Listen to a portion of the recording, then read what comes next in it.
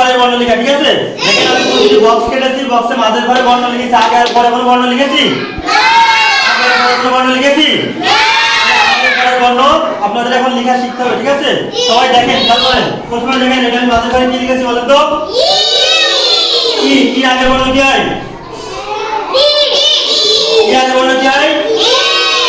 ই। ইর পরের বর্ণ? এর পরের বর্ণ? তারপরে দেখেন মাঝের ঘরে কি লিখেছি, কে আগের বর্ণ কি হয়? কে আগের বর্ণ?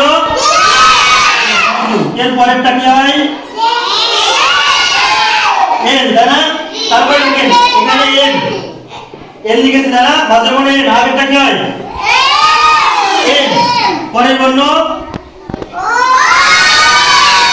Thank you. তারপরে দেখেন এস লিখেছি, এস এর আগেরটা কি হয়? আর।